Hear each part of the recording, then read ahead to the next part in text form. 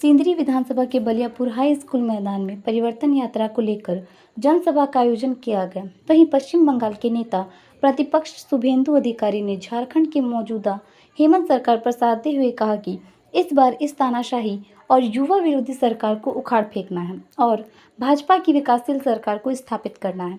इस दौरान उन्होंने पश्चिम बंगाल के मुख्यमंत्री ममता बनर्जी पर भी जोरदार हमला बोला। झारखंड प्रदेश के नेता प्रतिपक्ष अमर कुमार बावरी ने पूरे जिले से आए भाजपा के कार्यकर्ताओं को संबोधित किया।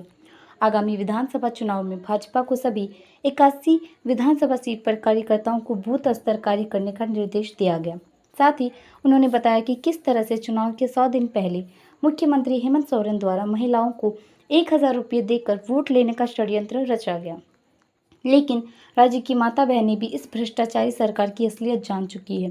राज्य में आज हमारी माता बहनें सुरक्षित नहीं हैं। राज्य के कोने कोने से हत्या, बलात्कार की खबरें आ रही हैं, लेकिन इस सरकार को अवैध बालू, कोयला, पत्थर जैसे कार्यों से फुर्सत ही नहीं है। परिवर्तन यात्रा हमारे संपूर्ण झारखंड प्रदेश में निकली है। ये यात्राएं प्रारंभ हुई है। आज यह परिवर्तन का रथ इस सिंदरी के विधानसभा में पहुंचा है। आप देख सकते हैं जितिया के पावन पर्व के अवसर पर भी इतनी बड़ी संख्या में लोग यहाँ जुटे हैं। पश्चिम बंगाल से नेता प्रतिपक्ष शुभेंदु अधिकारी जी यहाँ पहुंचे हैं और हम सब लोग इस सरकार को उखाड़ फेंकने के लिए जनता का जो मूड है, जनता का संकल्प है, उसको नेतृत्व देने के लिए तैयार है और पूरा झारखंड प्रदेश और मोदी जी के साथ भारतीय जनता पार्टी सरकार को उखाड़ कर फेंकेगा और एक जनता का सरकार और आने वाले दिनों में लोकतंत्र का बड़ा निर्माण होगा।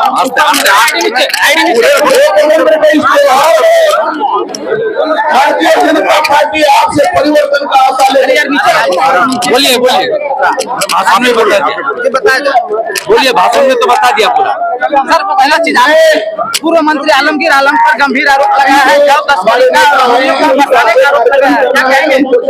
ये तो साबित हो गया, उनका सार्वजनिक का घर से बाकी एक करोड़ मिला। सार्वजनिक का घर में बाकी एक करोड़, तो उनका घर में कितना है? बाकी भाषण समझ लीजिए ना। आज मुर्शिदाबाद के साटे हुए एरिया है, मेरा पास साफ जानकारी है। बांकुड़ एरिया मेरा इसलिए साटे हुए एरिया है। किस तरीके से हुआ, हिंदू के ऊपर जुल्म होता है, उस दिन पहले भी हुआ। अब देखा है किस तरीके से वहाँ से मुर्शिदाबाद से कुछ लोग जिहादी को भेज के किस तरीके से किया है। बंगाल की राजनीति क्या समानता लगता है? एक ही है, दोनों भ्रष्टाचारी है और दोनों एपीजमेंट का ममता बनर्जी भी एपीजमेंट और भ्रष्टाचार, यहाँ भी इंडिविजुअल भ्रष्टाचार और एपीजमेंट। इस राज्य के प्रति, झारखंड राज्य के प्रति अपनी विशेष जिम्मेदारी को महसूस करती है। चूंकि मैं ये मानता हूं और भारतीय जनता पार्टी मानती है, आजाद हिंदुस्तान में जो कुछ राज्य बने उसमें खास करके झारखंड का निर्माता पार्टी भारतीय जनता पार्टी है। कांग्रेस, झारखंड मुक्ति मोर्चा और एक वामपंथी पार्टियां झारखंड की राजनीतिक सौदेबाज करने वाली पार्टियां हैं, जो सत्ता का सौदेबाजी करती रही है। झारखंड में जब जब भाजपा की सरकार बनी, यहाँ शांति का रास्ता बनाया गया, विकास के रास्ते बने, खेत खलिहान सुरक्षित हुआ। लेकिन पिछले 5 वर्षों में फिर से झारखंड मुक्ति मोर्चा और कांग्रेस के बदनीयती के कारण इस राज्य में फिर से उग्रवाद सर उठा रहा है। फिर से इस राज्य में व्यभिचार और भ्रष्टाचार आगे बढ़ा है। बेटियों के बलात्कार होने की घटनाएं बढ़ी हैं। अभी गोविंदपुर में 5 दिन पहले एक आदिवासी बेटी को हवस का शिकार बनाया गया और उसकी हत्या हो गई। साल भर पहले दुमका में एक बेटी को एक दरिंदे ने अपना हवस का शिकार बनाना चाहा, जो कबूल नहीं की तो जिंदा पेट्रोल झिड़क कर उसे आग लगा करके जला दिया गया। अभी चुनाव जिस दिन लोकसभा का संपन्न हुआ, उसके दूसरे दिन चतरा के कुंदा में दो बिरहोर आदिवासी पिता और पुत्र दोनों को नक्सलियों ने गोली मार दी, इसलिए कि उन्होंने प्रधानमंत्री आवास के लिए 10,000 रुपया लेवी देने से इनकार कर दिया। आज फिर से झारखंड भ्रष्टाचारी मंत्रियों के हाथों से चुंगल में फंस गया है।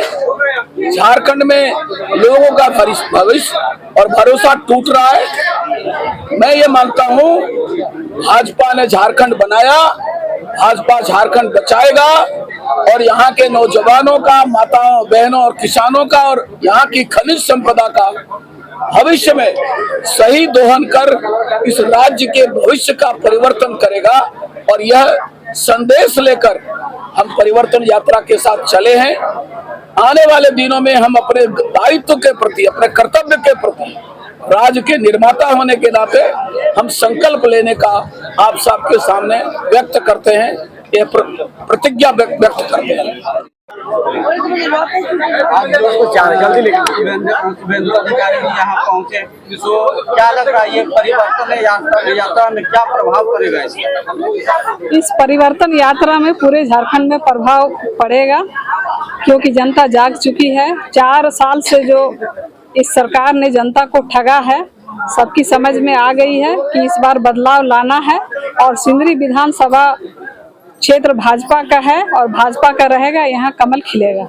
यहाँ कमल खिलेगा पूरे झारखंड में। इसीलिए तो परिवर्तन यात्रा चल रही है।